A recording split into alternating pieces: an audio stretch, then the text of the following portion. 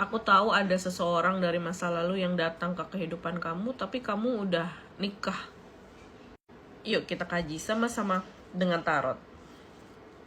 Yang mau private reading bisa klik link yang ada di bio aku atau save nomor aku kemudian chat ya.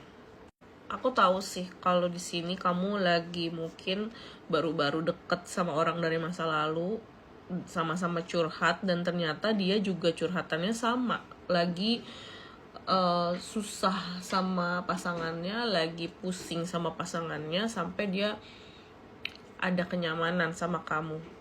Ini hati-hati ya, karena nih kalau dari King of Swords ini nyambung energinya sama di Empress, dimana penuh dengan tipu daya, penuh dengan hal-hal yang jujur sifatnya tuh di manis-manisin gitu. Omongan dia, kata-kata dia ketika bertemu, aku ngerasa malah ada sentuhan fisik gitu loh, yang dimana dia udah tahu kamu sudah nikah, dan kamu pun tahu dia sudah nikah sebenarnya, dan timbullah cintel di sini ya.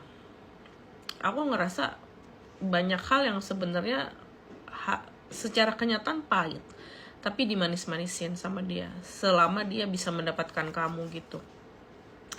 Kalau dari Nine of Coins memang sih energinya dalam sebulan ke depan kamu akan dapat hal-hal yang menyenangkan gitu dari dia. Aku ngerasa sih happy secara hubungan, happy secara di sini kamu sama dia punya relationship gitu ya.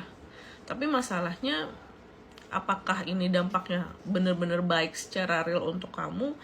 Kalau dari Ten of Wands, no. Aku ngerasa ini akan jadi suatu hubungan yang toksik, dimana hubungan kamu sama dia susah dilepasin, tapi ketika ketahuan ini pisah gitu. Cuma pisahnya tuh nggak yang bener-bener pisah banget gitu, nanti akan kembali tapi saling nyakitin. Dan aku merasa sih ya, sebenarnya dia nggak bisa 100% meninggalkan kamu. Bahkan dari masa lalu, mungkin orang ini nih mantan pacar kamu, mungkin orang ini juga di sini seseorang teman lama, dan di masa lalu dia udah suka sama kamu karena kamu ya bisa dibilang kalau waktu sekolah tuh populer gitu ya, famous gitu, pentolan, dan nggak bisa digapai sama dia. Sekarang di kondisi terpuruk kamu, dia bisa menggapai hal itu gitu. Jadi yang dikedepankan sebenarnya adalah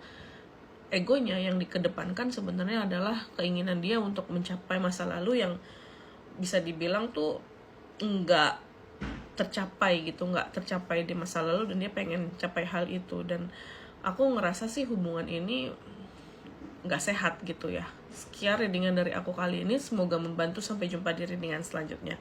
Bye.